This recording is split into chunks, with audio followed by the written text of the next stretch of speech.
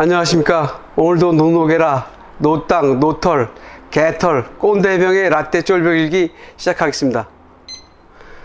예, 오늘은 그 공작대원 심리전 공작대원 2명이 사망한 사건을 말씀드리겠습니다. 본섬에 그 부속섬이 있는데, 그때 당시는 이제 그 두더지란 명칭의 그 심리전 공작대 애들이 그쪽 작은 섬에서 있었습니다. 지금은 이제 그 섬의 선착장으로도 쓰이고 연육교라 그러죠. 일단 뭐 거시기 하지만 그런 다리가 쭉 나서 이제 그 섬하고도 본섬하고도 연결돼서 아무 때나 다 수 있었지만, 그때 당시는 이제 물이 빠졌을 때는 그 모세의 기적처럼 이렇게 저 바닥에다도 저 아스팔트를 포장을 해갖고요. 그때는 다니다 물이 차면 이제 도로 못 다니고 그러는데, 이제 그 본섬이 여기 있고 이게 작은 섬이면 그 다리를 놔갖고 연결을 해놨습니다. 그래서 이제 그 작은 섬이 이름이 당섬인데, 당섬에다가 저기 선착장을 만들어 놨고, 요즘 뭐 어쩌다 TV에 나오는데 보면 이제 그 당섬이 이제 그 섬을 대표하는 것처럼 보이는데, 전에는 그냥 그 섬에서 부속섬으로 있었죠. 그리고 전에는 우리 저 군대 생활할 때 얘기죠. 78년도 그때 당시는 그 섬, 우리 선착장 그 안에까지 배가 들어와서 거기다가 배를 멈춰놓고 했는데, 물이 빠졌을 때는 어떡합니까? 물이 빠졌을 때는 그 당섬부터 주민들은 걸어오거나 뭐 경운길 타고 오거나 이렇게 했어야 돼요. 뭐 부대 군인들은 트럭을 타고 오거나 그랬죠. 그 섬에 이제 뭐 약간명의 그 심리전 공작대, 뭐 심리전 공작대라니까 뭐 거창한 것 같은데, 간단히 얘기해 삐라 보내는 거예요. 북한 쪽, 북조선 쪽으로 삐라를 보내는데, 삐라는 언제 보내죠?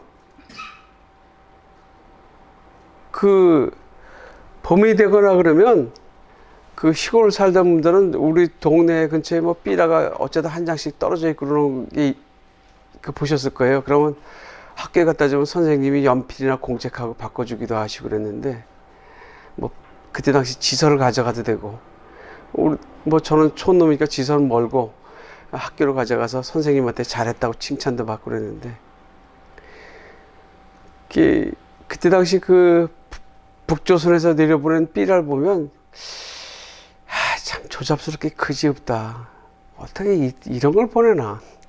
그 어린 마음에도. 근데 북조선에서 보낸 삐라 중에서 제일 인상에 있었던 거는, 그때 당시 박정희가 일본 육사 졸업하고 그 만주 저기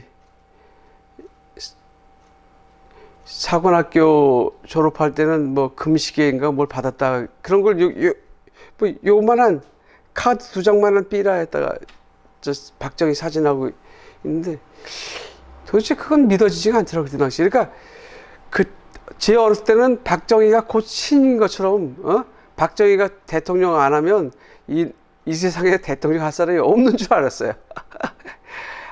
뭐 정말 박정희 대단했죠. 그러니까 긍정적인 의미도 있지만 부정적인 의미도 있습니다. 근데 저는 그러니까 누구도 얘기는 안 해줘갖고, 박정희가 만주 일본 놈 육사나, 그건 계례국 육사죠. 거기 2년 수료하고 그 일본으로 가서 거기서 육사 졸업한 건 그때 당시는 전혀 몰랐습니다. 뭐 누구도 얘기해주는 사람도 없고, 그래서 몰랐는데, 그런 삐라를 보내는 거예요. 그런데 바람의 방향이 겨울에는 그 추운 데서 따뜻한 쪽으로 바람이 붑니다. 추운 데서 따뜻한 쪽으로. 그러니까 겨울서부터 이렇게 봄 이럴 때는 걔네들 바람이 자동적으로 아래로 내려오기 때문에 걔들 삐라를 보내면 좋아요.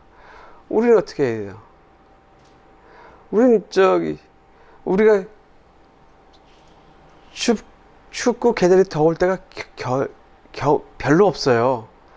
그러니까 삐라를 보낼 때는 주로 여름에 서로 별 큰 차이 없으니까 여름에 이제 그쪽으로 보내기도 합니다. 근데 그 보내는 삐라가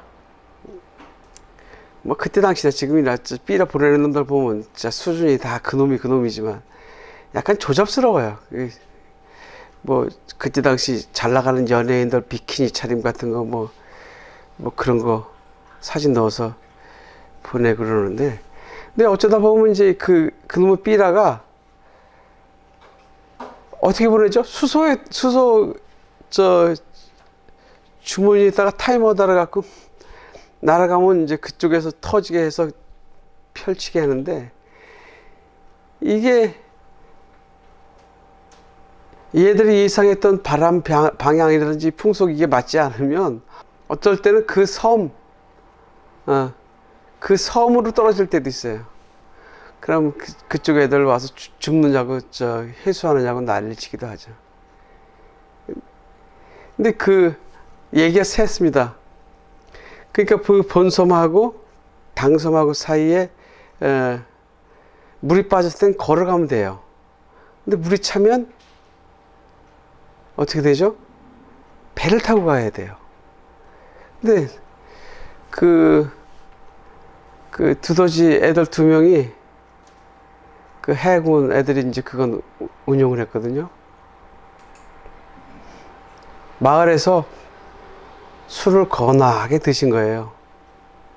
물론 병들이었습니다. 일반 수병이었는데. 그리고 술을 먹었으니 어떻게 해요? 객기를 부리는 거예요. 물 뭐 들어오고 그러니까 빨리 건너가면 되겠지 하고 건너가다가 그 물에 휩쓸려 갖고 2명이 실종되는 사건이 났어요. 그러니까 이제 밤에는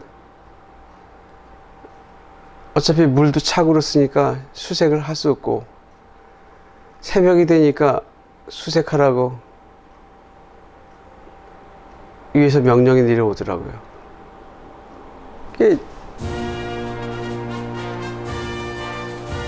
새벽에 이제 물도 빠지기 시작하고 그러니까. 근데 2명이 그냥 싸늘한 시체로 발견됐습니다. 근데 그 친구들이, 한 친구는 드시는 김 있죠? 마른 김장 거기에 하나 걸려 있고, 하나는 바위 틈에 걸려 있고, 그렇게 해서 이제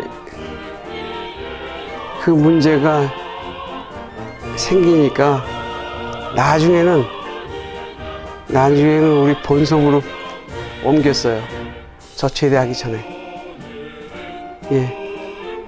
그 바닷물에 낚시하시거나 그런 분들 주의하실 점이, 우습게 보면 절대 안 됩니다. 더군다나 이맘때 추울 때 물에 빠지면 일단 저체온으로 죽거든요.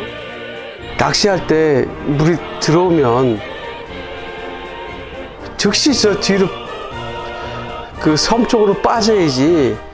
그 낚시에 빠져서 하다 보면 금세 주변에 그러니까 낚시하는 게 그 바다에 있는 바위 같은 데 위에 올라가서 하거든요. 그러니까 낚시에 빠지다 보면 물이 슬슬 들어오는데 그걸 잘 못 느끼는 경우도 있어요. 그러다 보면 순식간에 에워싸는 거예요. 뭐 가까운 거리야 뭐 헤엄쳐 갈 수도 있고 그러지만, 경우 때는 뭐 장비인이 인명이든지 손실이 있을 수 있죠. 바다에서 늘 조심하셔야 돼요. 특히 갯골도 조심하셔야 되지만, 그 조개 잡는 것도 물 들어오면 빨리 뒤로 빠져야 됩니다. 예, 그때 당시 요거보다 약간 더 추웠을 때 같아. 그러니까 그 안타까운 저 공작대, 심리전 공작대 대원 2명이 사망한 기억이 나서 오늘 일기를 그거로 마치겠습니다. 네, 고맙습니다.